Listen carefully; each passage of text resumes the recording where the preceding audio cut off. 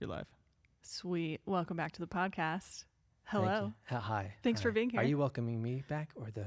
I think everyone. Everybody. That's just Okay. a collective welcome. All right. Thank you very much. I'm happy to be here. Yes, I'm very happy that you have returned, that we didn't Yes. scare you away, that this is going to be a maybe a continuation of the first podcast. Not exactly sure. Yes, yeah. We'll see. So since then, we did actually get to watch. You sent us Imagination, which was the short film that we Yes. talked a little bit about. You made that in 2006. Yes. And not going to lie, I was super impressed with Thank you. the story, with your acting, with just the creative.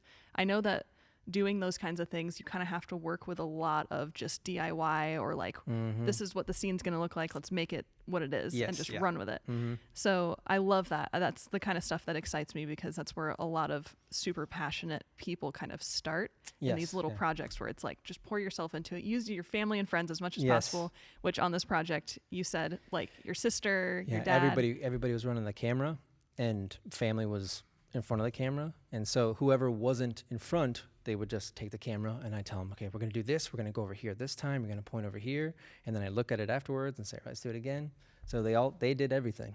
It's Yeah. weird because I thought it was one camera person. Mm-hmm. It seemed so seamless. So did you actually tell them, move from here to here to here, follow me down Yes, the hall? yeah, they knew what the shots were, and then I would just look to see if it was close enough, and they would know if I wanted it to shake a little bit more, or if I wanted it to be, a steady shot. So they would know that, and then go for it. What'd and, you shoot on?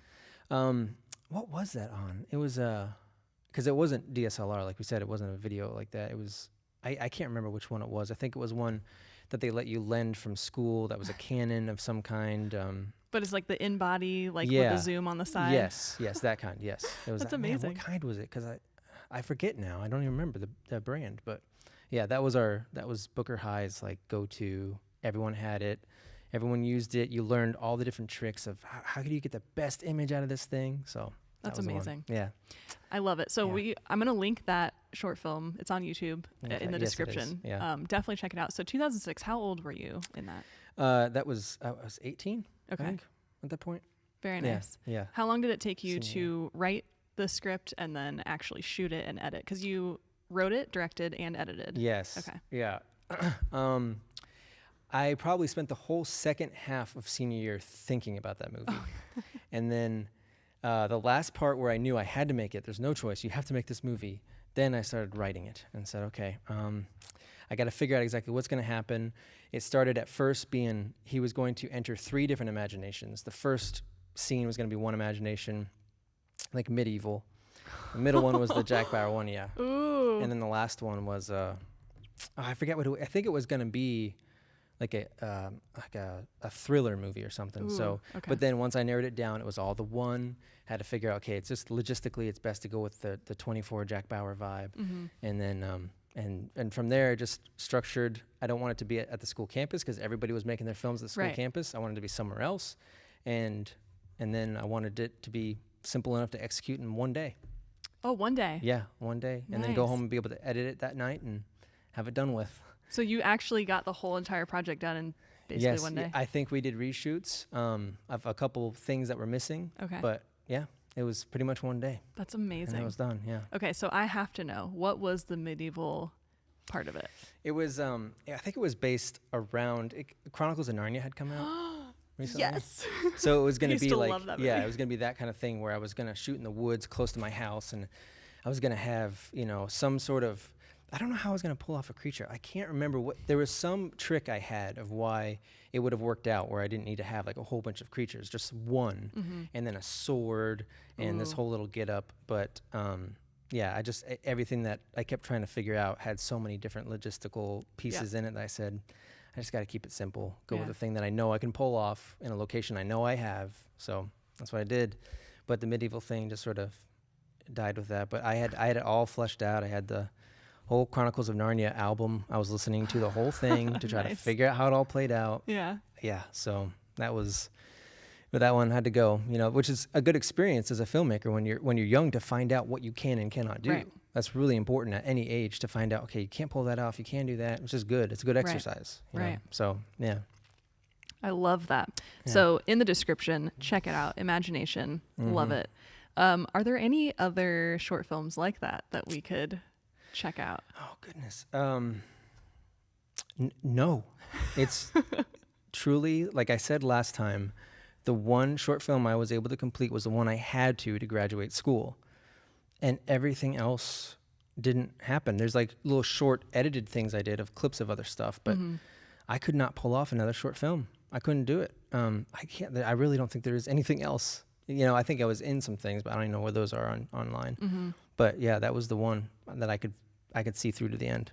Where do you feel like the inability to do that comes from? Oh goodness. I think it's a little bit of perfectionism. Okay.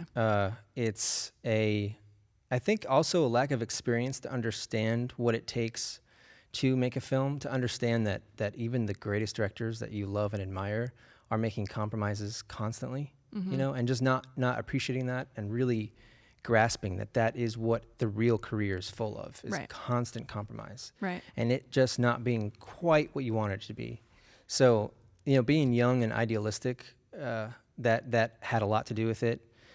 And then, you know, a certain element of, I think on top of being naive, there was a little bit of a self-awareness and wisdom and understanding that some of the stuff I wanted to do, I could not do. Right. And that it would be, you know, I had a certain expectation for what real art was. And to me, art wasn't just purely the expression of trying. It was like executing on it appropriately. Right. And when I couldn't do it, I didn't want to try, you know. So it's not the healthiest thing to do in art, but yeah.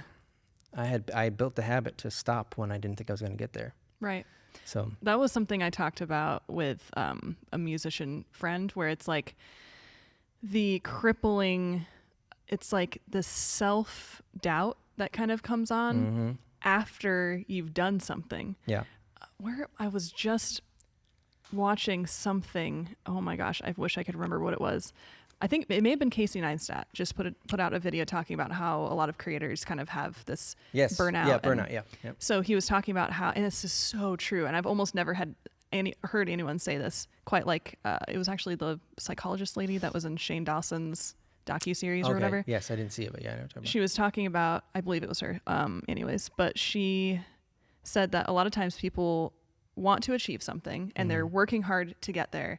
And then once they do, there is no, I've made it to the top and I can appreciate it. Right. You instantly say, okay, I'm feeling depressed about what I've done. Like, can I do this again? And it's almost like you doubt yourself as soon as you make it there. But as the stakes raise, as you do things that are seen by more and more people and you put more and more time and money and all this into it, it's this really weird balance of, you know that you're not getting the exact thing that you want, because I don't think anyone has ever done that. Right. Yeah. But if you can get it close enough to where it meets your own standard of, I'm not going to cringe as hard. Yes. Yeah, exactly. Then you can put it out. But all of my work I look back on, and there are parts that I love and that I remember the process of putting it together and the process of, just the ideas coming together. And a lot of times when I don't have a plan, I just go out and shoot some stuff, and then editing together, it's like, oh, this is looking really cool together. A lot of times I don't really worry too much about what other people would think on some of the projects, but then on some where I know that it wasn't up to par, but I'm like, it's still good enough. Right. We tried hard, and you put it out, and it's like this weird fear that people are going to know what you know about it. Right. As in, Yes. like, oh, the camera work wasn't super good. Yeah. The acting could have been better. The lighting, like, we've done so many projects, and once we're done with it, we're like, if only we knew to use more light, Right, it would have right. been better. If Yep, only we yep. knew to use better sound. And the fear of other people catching on to this, I'm not living up to the standard that even I have in my own head, that is enough to make people just be like, I'll never put anything out, even if absolutely. it's good. Yeah, absolutely. So Yeah. with that in mind, why continue in this industry where literally everything you do, every piece of feedback that people give, like, what do you do with all of that when there is so much self-doubt? Well, I think part of that pursuit is understanding that you are going to run into those walls of self-doubt, and understanding that people you admire are running into those same walls, and they tend to have some kind of outlet, whether it's meditation, a therapist, religion, any number of things. There's a lot of different outlets that they find surfing, all that kind of stuff. And just knowing that that's coming, that's going to be a part of your journey. And then figuring out a way to know that, for example, when I did the Addams Family thing that we talked about, one of the writers who wrote about the play, they said that my character, Lucas, was overly, what was the term they used? Overly, not ambitious. It was... Enthusiastic? No, not enthusiastic. Earnest, overly earnest. Yeah, like the performance was overly earnest. Interesting. And I thought, they nailed it. That's exactly what it was, because I was truly trying too hard, and I could feel it because I couldn't do theater acting, so I was always pushing. And when they said overly earnest, I said, that's it. That's the perfect critique of what was happening there, And to a certain degree, you have to hear that and go, okay, next time I can do better, or now I know my shortcoming there, right, and I can maybe avoid that or do better next time, You got to just figure out exactly how to take it in, but my goodness, you are not alone. It's like if you feel as if for some reason you shouldn't go on because you have a level of self-doubt that other people don't, it's just you need to get out and talk to more people then. Right. You need to go out and find people who have the same passions you do and talk to them. And also now the resource of the internet, I can't tell you how much encouragement I've gotten from watching a lot of candid interviews with actors and directors that aren't necessarily the kind that they put out for the mass audiences to watch, because it's not that interesting to them. Yeah. But for people like us who are pursuing it, it's uncut, candid conversations that just can make you go, okay, for them it's this way, and for me it's this way. And they may have overcome it in a way that's hard to relate to, but there's still the relatability. And that goes so far. That feeling of like release, that you're going, okay, I don't have to be worried about my self-doubt. And again, even if you're not pursuing the industry in an artistic way, but you're still watching other successful people in any industry admit self-doubt. Even that, for whatever industry you're in or whatever small career you're in, it is still, we all struggle with certain degrees of that. You know? And artists very much so, because we're very touchy-feely, we're very, emotional. So I feel like there's also this balance between self-loathing, where it's like, oh, I didn't think I did good. And I would say a lot of times when somebody is actually really good and they do that, when they say like, oh, it wasn't, it gives you a weird feeling of like you want to ask, like, do you not know that you're good at that? Right, yeah. And so sometimes when somebody's not very good and they're like, I wasn't good, then it's like, oh no, you totally were. Yeah. Well, so it's fine. Right. Yeah. So in this industry where it's like feedback really does matter, and with casting calls and with auditions, usually you don't get feedback. Yes, usually they don't tell you why you didn't get something. So having somebody write about the play and then you being able to read what they thought of your performance, that's definitely a blessing and a curse, because it's like, thank you for not just being like my dad and like, writing like, oh, he did so good. You know what I'm saying? So it's like, you want the people who know what they're talking about, because you don't want the internet trolls to be like, you suck. And it's like, oh no, they know what they're talking about. Yes, it's not constructive, and it's just, at that point, it's like more poisonous than anything else. So is there, maybe this is something that exists, I just don't know of, is there somebody that is a performance critiquer that you could like hire to go along with you and they could give you tips on things, or does that just not exist? I don't know. It very well may exist. I'm not aware of it. I mean, I'm sure there's people in your life that you could probably have, in your back pocket that you go to for the true, honest answer. But I will say, more often than not, the way the most successful professional actors talk about it, there is a certain mystery to, did I actually do a good job or not? From the director, from the friends and family, there's still a level of, I don't know really if I did a good job. Some of them can't even watch the performance themselves. I'm sure you've heard of, how many of them there are that even at premieres, it's like they're there for the premiere, but they can't really watch the movie. They have to go do something else. Right. So there's a level of mystery to, I'm doing my part. I'm doing it because I love it. But when it comes to really knowing if I'm good, if someone could tell me if there's room for improvement, they have to sort of navigate that themselves and find out where they prioritize that. Do I need to hear that criticism so I get better, or do I need to not hear it so I can just sort of, explore this myself, by myself, in a way that's more intimate to me, and then, the audiences watch it, but this is really my journey, So it's, there's not anything I know of specifically that can give you that kind of feedback, but I wouldn't be surprised if there is something Yeah. or someone or some profession that, you know. Right. Yeah. So, the kind of the topic that I wanted to talk about in this podcast is you put it this way, that you have to think like the character in order to give some sort of like honest portrayal, or at least that's the goal, is to be able to get into the mindset that character would be in, so that your Yes. lines become a natural release that the character would have. A lot of times when people talk, like for me, watching myself back on film, I realize that's how I talk. That's Right. weird. Like Right. I don't think of it while I'm doing it. Yeah. So how do you get into a character's head? How? What do you do?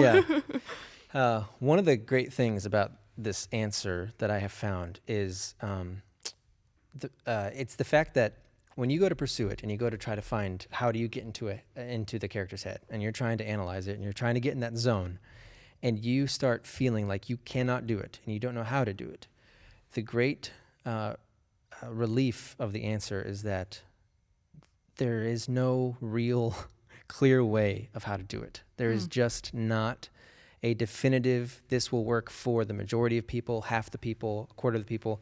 It's just not out there. There are a lot of teachers that help figure out ways to get you there. They figure out different methods or blending methods that are very famous, and kind of figuring out a different concoction. But it is so intricately tied to your understanding yourself that when you get in a situation and you're trying to find that character and you can't, again, I say, just find solace in the fact that Tom Hanks can't always find his character, and Russell Crowe can't always find his character, and Meryl Streep can't always find hers. That's Right.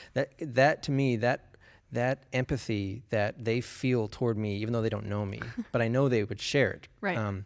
It's just you go, okay, I'm not alone in the mystery of this pursuit. I'm not alone in how hard it is to get yourself to let go of your own consciousness and enter someone else's.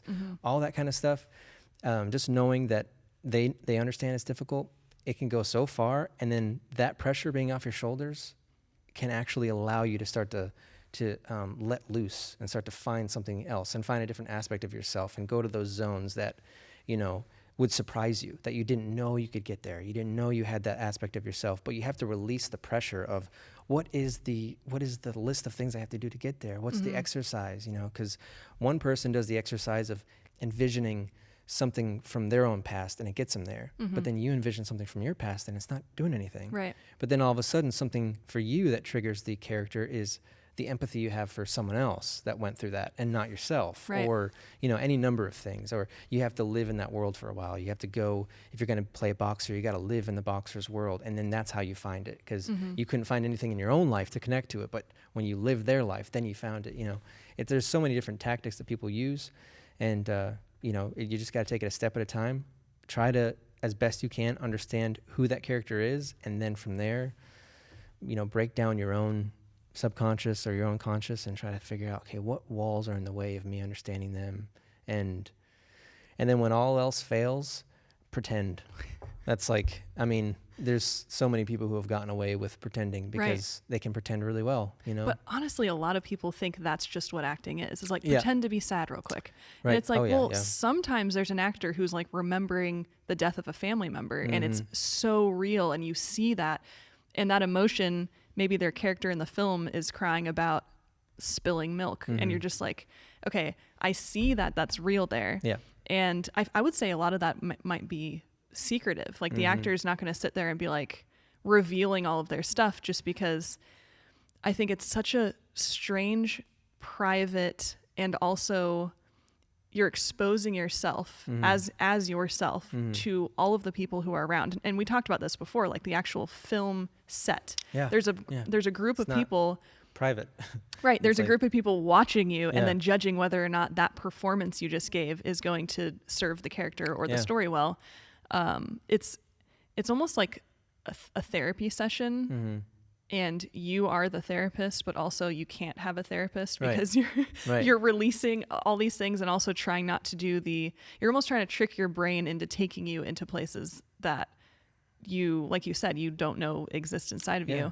you. Do you feel like if somebody discovers a method do you feel like there are like you said, typical kind of like try this thing, try this thing, try this thing? Are there actual like methods to try, or is it completely just up to the actor? No, there are methods to try. There are popular methods and then popular combos of those methods, and then there's people who use those methods in different ways, like to different degrees. There's aside from people who fully take on the character to the point where they have to continue living as that character when the cameras stop.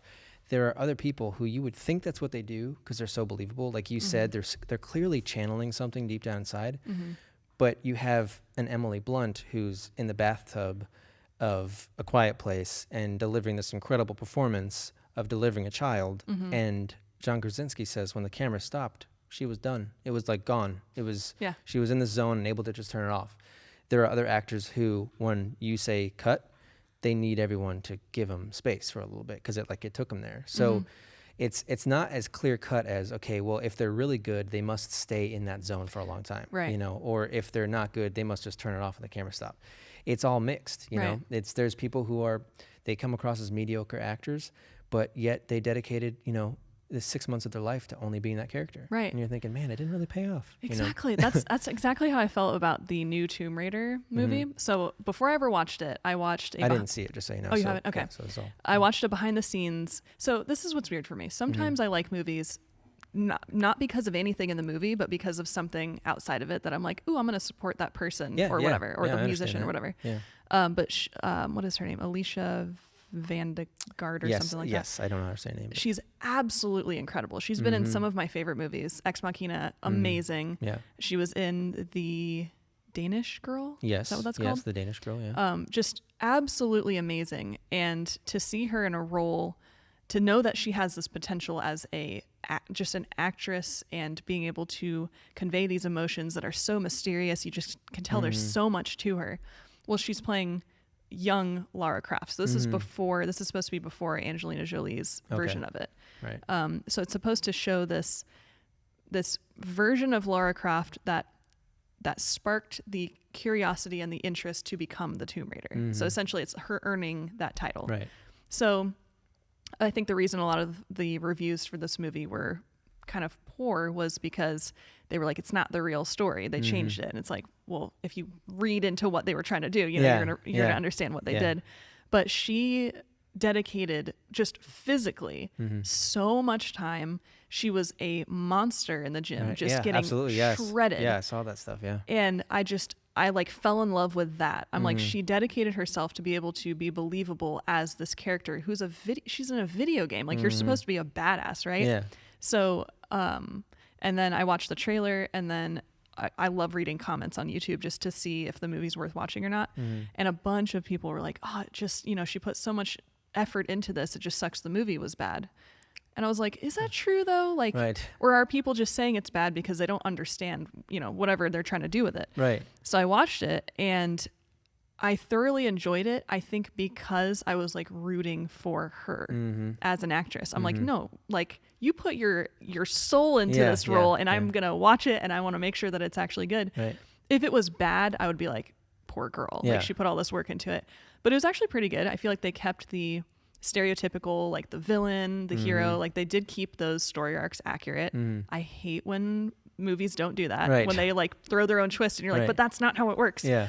But the action of that movie, like she was a stunt person in that movie. That's incredible. That's incredible when they do that kind of, like when actors are willing to put that much effort and, that takes guts, because a lot of those scenes, even the ones that don't seem that impressive on camera, it take a lot. You really have to be willing to. She fights a grown man in a mud puddle, and it's like, they're just things where when you watch it, you can easily just be like, whatever, and throw it away, like that cool stunt, whatever. Right. But to put yourself into that position is, like you said, definitely takes guts. But then also, can you imagine hiring somebody who didn't do that, who didn't put their all into it? And it's like, okay, your stunt is you have to lift yourself up on this airplane wing, and it's like, I can't do it. Or they look weird. Have you ever watched an actor where you can just tell they're strapped to a harness and you're like, you could have learned how to float a little better. I don't know. Yeah. And she was it was so much fun to watch her in a movie where she was kind of like medium as far as she's not a super like in-depth character. There's not a ton of layers down inside of her. But I don't know, I enjoyed it, but it was weird because a lot of the reviews were just simply, oh, this is just a dumb movie, just a blockbuster annoying movie. I'm like, I don't think it was though. Yeah, there's something cool that happens when you sympathize with an artist and you start to appreciate work that maybe if you didn't take the time to get to know them or their intentions, that you wouldn't have appreciated as much. You know, you may have been one of those people that saw it and went, oh wow, it's a throwaway movie. Right. But when you really get to know it, same with musicians, you know, it's like when you really get to know why that artist writes what he writes or what she writes, and you hear their music and other people go, oh, they're sellouts or that album's not as good, but you took the time to know where they were when they made it. You start to become far more, you know, like sympathetic to what they were trying to do and what they were trying, the sound they were trying to create or something, you know. And it's the same with actors and with directors. And, you know, there was a long amount of time where I was very sympathetic toward M. Night Shyamalan. Oh yeah. It ran out eventually. It was just too many offenses, but yeah, I loved certain things that he did. I loved his long takes. I really did think that he was like the next Spielberg. And then it just, you know, it started to get a little strange at Lady in the Water, and I can't remember if it was The Village first or then Lady in the Water, but there was a couple of decisions that he made with movies where I couldn't quite understand what he was trying to do, and then the flat out unenjoyable one started happening. Then The Happening, coincidentally. Oh no. Yeah, then that one happened, and again he was trying to explain, but that was supposed to sort of be like a tongue-in-cheek B movie. Oh. But you couldn't quite tell. Like, you couldn't tell. Are you trying to joke right now? Are you being serious? Is there a reason Mark Wahlberg is acting that way? You know, it was just walking an unusual line, which, again, as an artist, you got to have the ability to know that some of those things that you want to try to do are not going to turn out right. But you have to see it through to the end, because especially if you're in the actual industry and money's already on the line, you have to finish it. Right. And then you don't necessarily know if, are you going to get, you know, The Happening, or are you going to get Sixth Sense? You don't really know for sure, you know, and then you get situations like Spielberg going through Jaws, where as he's making the movie, he's pretty certain he's done. That's going to be the last movie he ever makes. It's going to be horrible. There's no way, because he's over budget, he's off schedule, blah, blah, blah. I take it you watched the documentary they have on him on HBO? Yeah, yes, yeah. That, to me, gave me it was the biggest relief that I've ever felt as far as like, I thought I was failing at making anything. Right. Because I was nervous before the shoot. Right. That in even the editing process, it was like, oh, we didn't get this. What can we do? Now, there's obviously reshoots when you're making a gigantic budget film. But even with Jaws, like, he went over budget so many different times. They shot on open water, which is ridiculous. Yeah. But those kinds of things where when you hear the industry, the top, you know, the ones that you idolize, when you hear them talking about their insecurities, when you hear them talking about the difficulties, when you hear Steven Spielberg talk about how if he's not nervous before a shoot, then he knows he's doing something wrong. Right. And Yes. it's like, it's like, do you really get there and then map out what you want to do? Like, I always thought in Hollywood, everything's just planned, and like, you can hand the camera to any operator and they'll just get it. And it's like, no, it's actually way more similar to imagination. Right. Or the random things that I've done where it's like, a lot of things have to come together, and in the editing process is when you start to see the magic. Yeah. It's lucky to see it on camera when you're actually shooting. Yeah, I know. And you just have to be willing to take a risk. Being an artist is such a risky venture when it comes to like the self-identity that the average person gets to preserve and never really challenge. Like, they can just be the same person every day. They can, when they go to work, they can put on that face and just, it's never really forced to move or to put yourself in a very compromising situation. But to be an artist, you're doing that constantly, because you're putting something out that expresses a part of yourself, but it can easily be critiqued because it's so subjective. Right. And so, you know that. So you're trying to figure out, okay, I know I have to make this stuff because it's in me to make it. Yeah. But at the same time, I would like to be somebody who could just not expose that part of myself. You know, someone who could not put myself on the line and then, like, you literally just described the exact thing that I've had such a hard time describing. Right, yeah. That's perfect. Yeah. And then you get in those situations where you put yourself on that line, and the average person that looks at it is not that impressed. Like you were saying with the actress's name, I can't remember her name, Alicia, whatever, Tomb Raider, that she's on set going through all that she has to go through, all the preparation, all the nervousness of, okay, there's a stunt that a lot of people wouldn't be willing to do, but I'm going to do it. She's going through all that. And when we see it on film, we're so used to seeing action sequences that we don't really even appreciate it. We walk out going like, whatever. And she knows, like, that may happen. Even though I put all this effort into it, even though I'm Ben Affleck working as hard as I can to look like Batman, when this movie gets done. Poor guy. Yeah, when this movie gets done, it might not work. Yeah. And people might just be like, you weren't bad or anything, but we're kind of done, you know. Yeah. But he did everything he could to make that thing work, to make the character believable, to understand, okay, this is this phase of Batman's life. You know, and then he puts himself out there and it's like, whatever. And then he does the Live by Night around that same time. And that doesn't do well critically. It doesn't do well in the box office. Yeah. And like, imagine just taking those lumps and just going, and then you're perceived as Ben Affleck, which he doesn't have a great perception.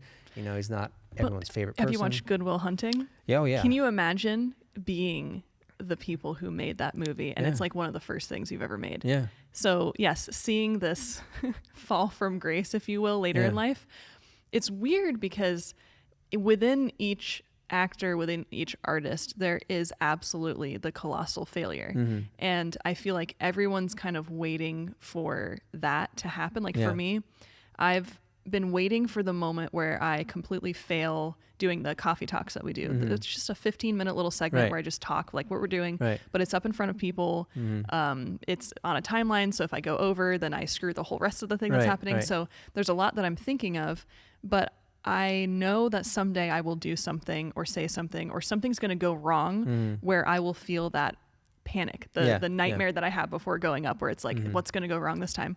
So that's a little thing that will come up, but I have to kind of keep that at bay. Oh yeah, absolutely. But like, nobody's watching these coffee talks. There is no pressure. It's fine.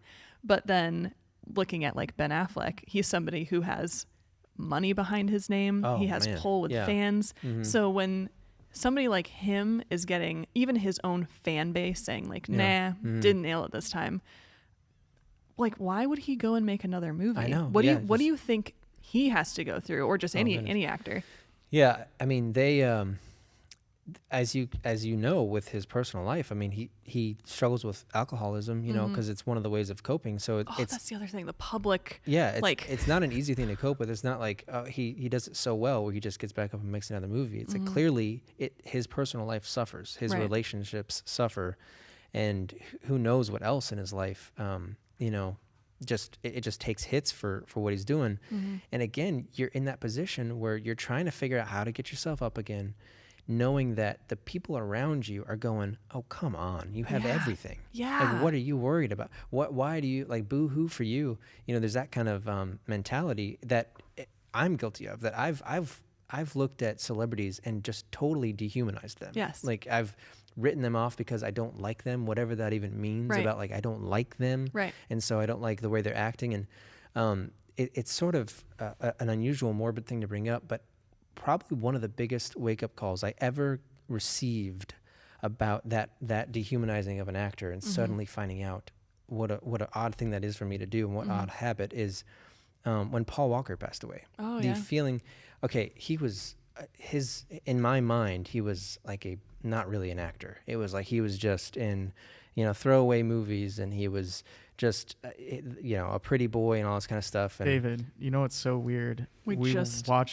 We watched Into the Blue last night, and I kind of had the same thought. Really? And I watched Fast and the Furious and Too Fast, Too Furious a couple weeks ago. It's weird that you would bring that up, And I had kind of the same feeling, because I was like, he's such a crap actor, like this and that. But then you're like, he's gone, and he was doing what he was doing, and I don't know, like, why have that kind of opinion of that guy? Yes, and I very easily held that again. Like, I thought, oh, whatever, that's just Paul Walker, like, he's a joke.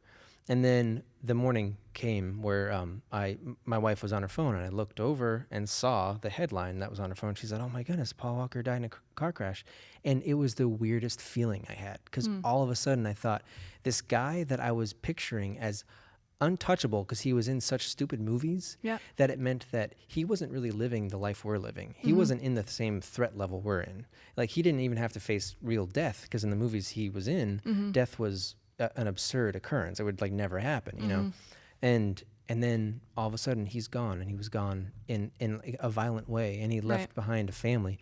It was a very unusual feeling. And the people I talked to at the time, they were, to them it was another headline of, oh yeah, another actor dies. Oh wow, it's crazy, Paul Walker. So they were a little weirded out about how affected I was, almost like did you like him or something? Like did you like him as an actor? Right. But the reason it weirded me out was because no, I didn't like him as an actor, and I thought less of him. And then I forgot that he was a person, that when a car runs into a wall, it's going to take his life, you know? And so that brought me back down to reality in that sense of just understanding that even though they lived, quote unquote, privileged lives, that there is so much responsibility and pressure that they carry because of that privilege. And then to some degree try to respect their attempt to pursue what they pursue, and you know, within reason. Obviously there are plenty, I'm sure there's actors and successful people that it's reasonable to not respect them because of the way they conduct themselves. Right. But how much do you actually know what's really them versus what's being put out about them? How they just maybe were on an off day in an interview. Another actor that I had a similar feeling to, he actually reminds me of you a lot. He was Frankie Muniz. I got that a lot. No, you got Frankie Muniz? Really? I got Frankie Muniz Wow. all from strangers. Strangers would go, yeah, you look like Frankie Muniz. I had braces at the time. Oh, okay. So this guy actually, Ryan, will you look him up? He was. That's so good. Yeah. You don't remind me of Frankie Muniz. I thought you were gonna say that's so good. No, no, not at all. No. But it's just a terrible. I don't know. Will you look up the guy who? It's not terrible. It could be worse. Yeah. He was in Star Trek. He had the accent, and he also was in, I believe, like Charlie Bartlett or something like that. I forgot his name, but he actually. Oh, I know what you're talking about. Yes. He passed away. Oh, I can't believe I can't remember his name. He passed away when he was in his Jeep. Parked it on like a slant, walked back behind it. There was something with a gate, and then the car accidentally rolled back and crushed him. Yeah. That to me was the most tragic way he was a really, really good actor. Yeah. So new, had only done a few things. Yeah, and he was a great actor. He was just, he just had a certain presence. This guy, Anton. First of all, I feel like you could play a lot of the characters he plays. You guys look similar, man, I do. But he's a guy who does accents. Talk about self-doubt. He has his presence on screen. I just don't think I have, or that he had. Yeah, that type of tragedy it's heartbreaking, and you know, it's so weird to see this powerful person and they end up in that kind of scenario. Yes, because that's the type of death that feels so meaningless. Yeah. It's like not poetic at all. Right. And so you just kind of go, really? That's after all that he did, and the stories that he was telling us, and the stories he could have continued to tell us. Right. There was that moment where a Jeep rolled back, you know, and it's just, that type of thing really puts things in perspective. And Hey Rita, what was the movie that we were show that we were just watching that you were saying David could play a role like this? Well, we were just watching something. Oh, and I was like, that is David. Malcolm in the Middle. That's what I'm like never going to get that out of my mind. Definitely not Malcolm in the Middle. I've never thought that. Oh. It was a cool role, too. It was awesome. Oh, what was it? I don't know. I'll keep thinking of it. Yeah. Keep going about your business. We'll come up with whatever it was. But I remember watching it, and I remember like the scene. He was like running out of the room, and I was like, oh my gosh, that's the perfect character for David. We'll come up with it.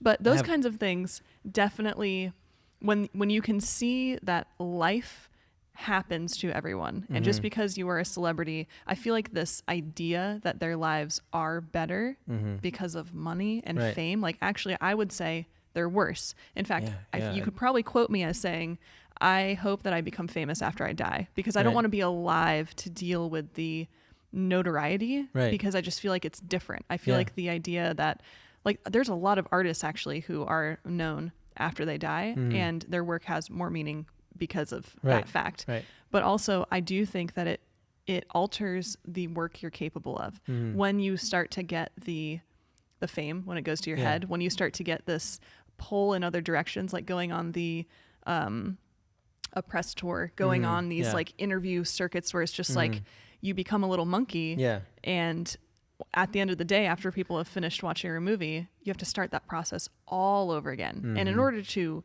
commit to doing something big, like that's what everyone's dream is, right? If you're an actor, your dream is to be in a theater, to have your movie be seen by so many people that it's like you can't deny that person is there. You know, they've arrived in Hollywood. Right.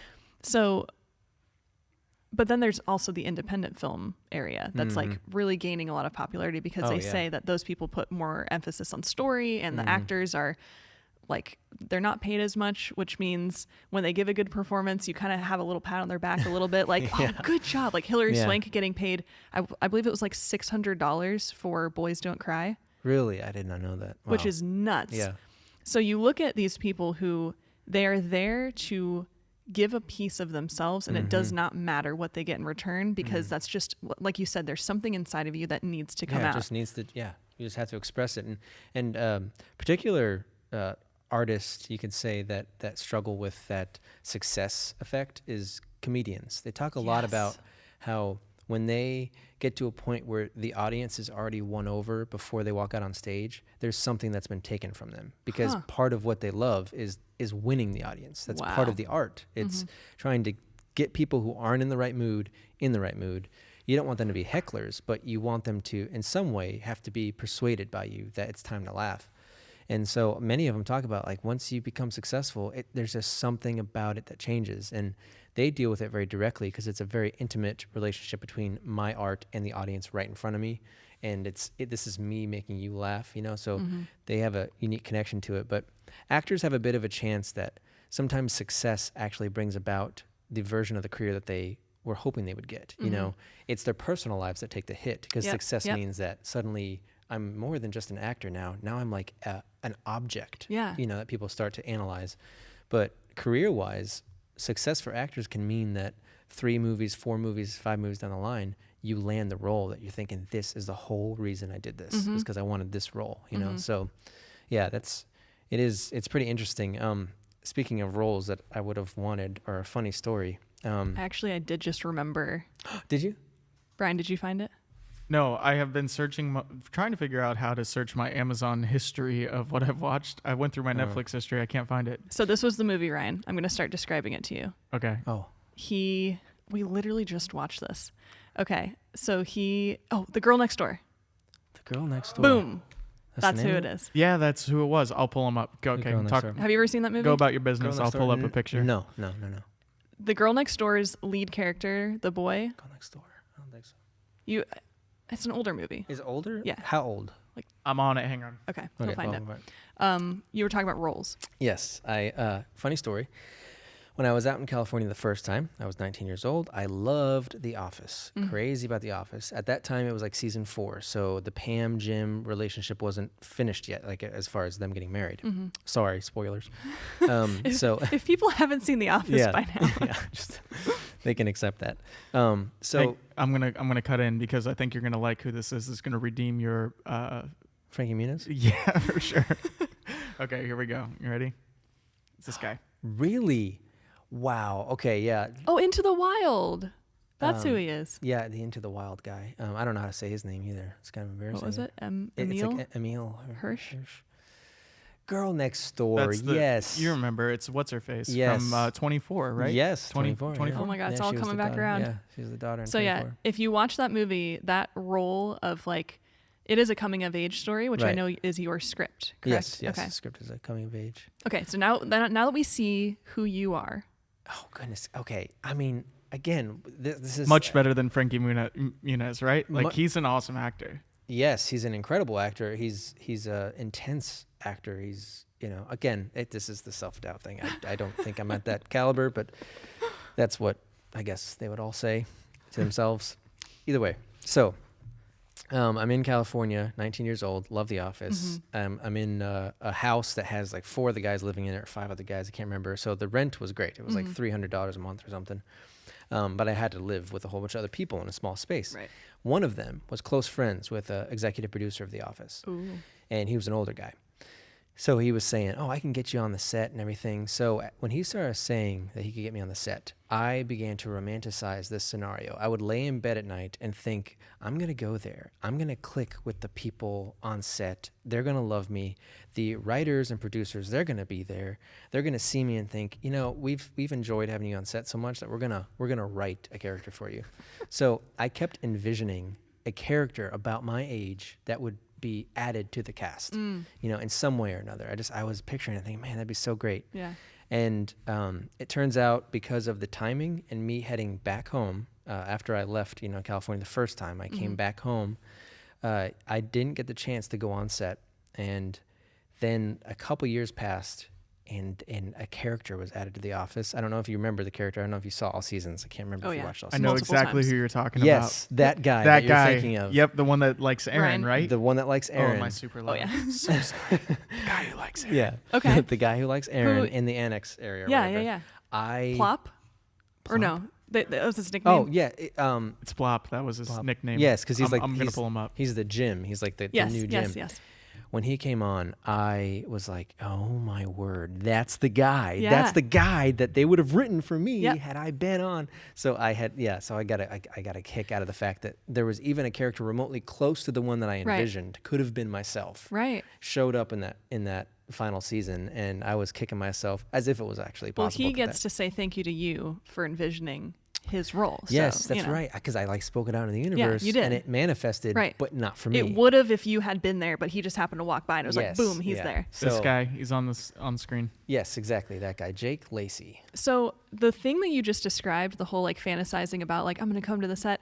Okay, how many people do you think fantasize about that? Because I literally would like practice going on interviews like, oh, Ellen, if only I could, I would practice that. And then I also used to think I was going to be discovered like in an airport or like I just need to hang around like Ringling because, they have guest speakers. Like I know Elijah Wood came there once. So like maybe if he just saw me from across the road, he'd be like, you need to be in a movie. Yeah. I literally used to think that was how it went. Right. Like I was just this special thing that was just waiting for someone to be like, ooh, I need you. And that I would be wanted in that way. I didn't even have to go to auditions just because I was special on my own. Yeah. Do you feel like a lot of that is from the typical movie star story of like, I was just walking through JFK and suddenly I got approached by a producer and here I am. Yeah. It's like, what? Yeah. Yes. It's because it's the stories you hear of success.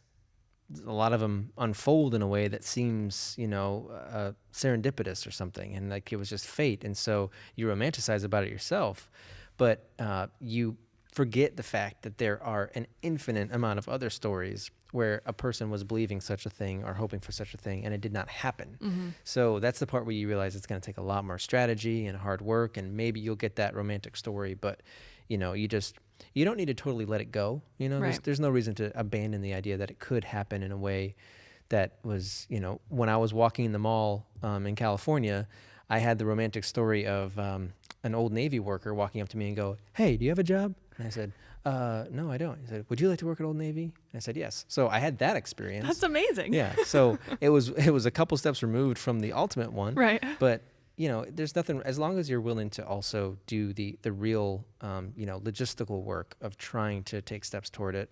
And then, at the same time thinking maybe one of these days I'll be a waiter or a waitress at a restaurant and I'm going to help someone and they're going to look at me and say, you know what, you have that look, you have the look that I really wanted for this show or for this, So you visualize the role for The Office, but are you a big visualizer in general? As in like, if I see my life in 5 years and I am this, like how you visualize going to the Oscars in 9 years.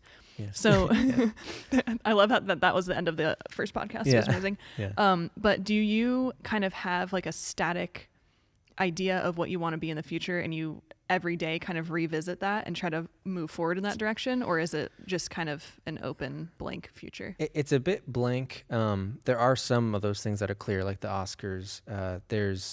There are some aspects of what I'd love to do that are perhaps too simple. Like, for example, what a big vision for what I want to be able to do is essentially to be a part of one single project that when it's done, I have the utmost respect for it. It turns out in a way that I am just utterly proud to be a part of it. And that goal right there is almost enough where if it happened, I would be ready to retire after that, which isn't the best thing to do because typically managers or agents would want you to continue on. That's how they make their money as well. So the idea of just saying, all I need is one isn't a great selling point for agents or managers, but there is a part of me that feels that way. I just want the one time, whether it's a series, a mini series, and now with all these options of Netflix movies, Amazon movies, Hulu, whatever, all that stuff, just or something in theaters. The platform itself doesn't really matter. It's just when it's done, I don't just respect it because I was a part of it, so I sympathize with it, like we were talking about, where I sympathize with the Addams Family production I was a part of. Right. But that when it's done, I actually say, as objective as it can be, that was just a great story. Right. And I got to be a character in it. Right. That would be the dream. That would just be, from that point, I can't imagine how satisfying that would be. And then understanding that if that time actually came, there's likely the possibility that when it's done, I want more, you know, like I think that wasn't enough, I'm ready for the next thing. So that would be fine. But as of right now, that's the big vision. The vision is just that one thing. Right. I just want to be about that one series or that one movie. It would just be amazing, So this will be a great way to end this second podcast. If you were to inject yourself into a movie that fits that bill, the one that if it had been you would be like, here it is. Do you have an example of that? Oh man, I wish I had one offhand, because that would be, I will say though, that I think about it often when I'm watching certain movies. I think, oh, that could have been the one. I just don't take note of, I know, like I've told you, I don't think I said it on the podcast, but like I've told you, I love crime dramas. I love that pursuit of truth and the character arc that someone who's pursuing that kind of truth goes through. So there are a lot of times when I watch a certain kind of crime drama that it's, like I'm thinking of Mindhunters is one, but that was a little humdrum. It didn't turn out great, but that would still, that's actually a good example. Okay. Mindhunters is not fantastic. It misses a few beats, it's a little bit lull, but even then, if I was a part of that, I would have been incredibly satisfied. Like that would have been, it's David Fincher. It's a totally legitimate production. It's a real story that the character sinks into, that you live in that world for a while, and on top of that, that particular character is not required to do much. He's a bit of a stoic character, and he's young.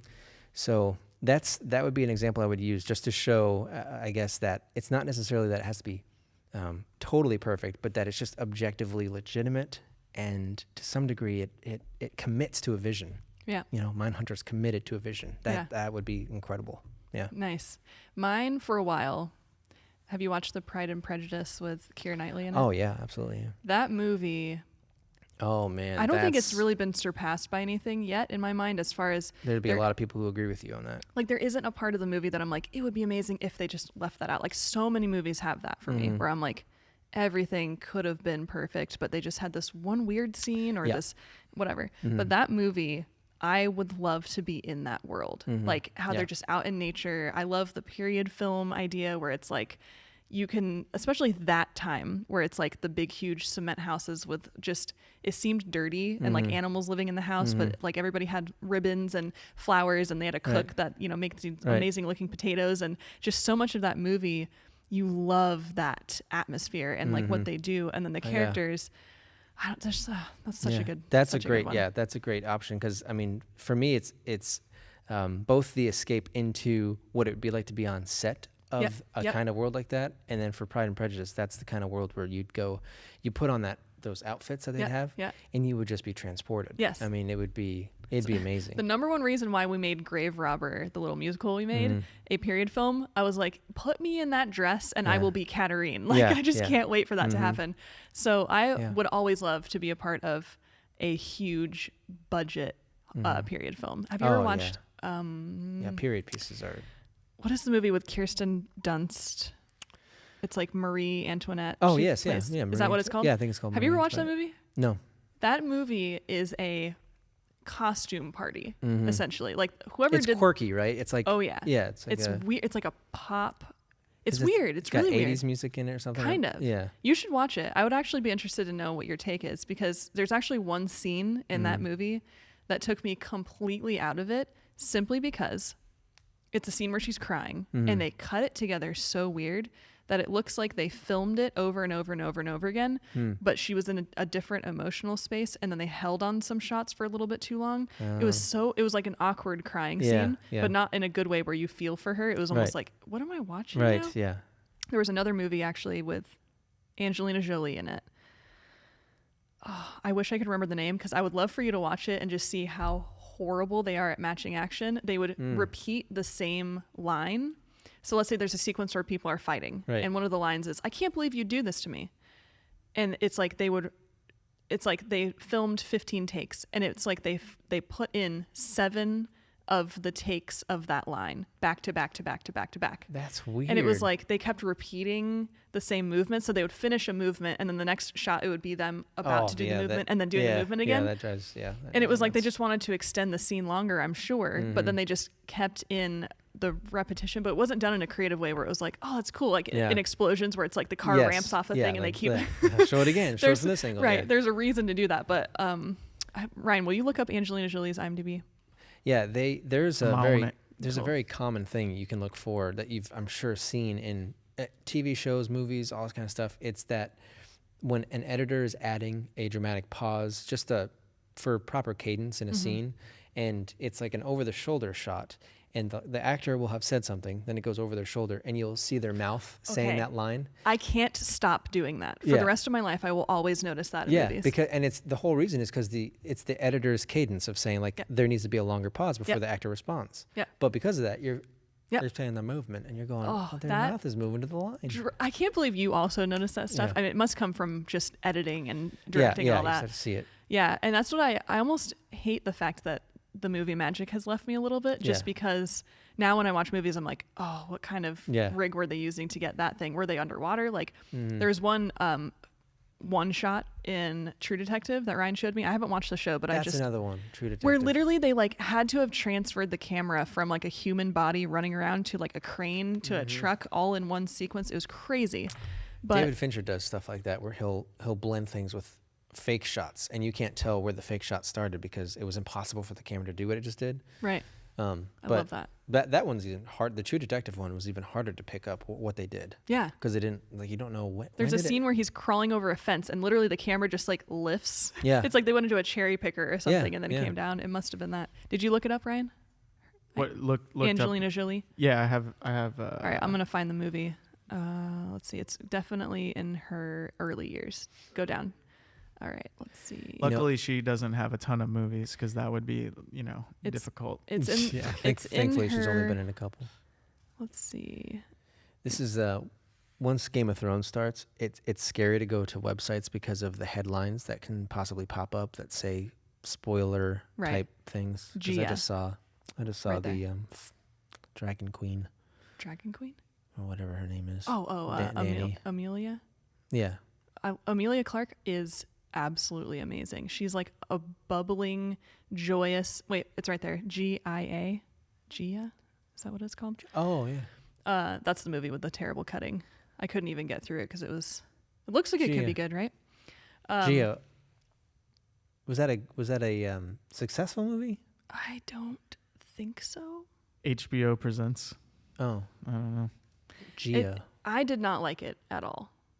It was not super good. You should watch it.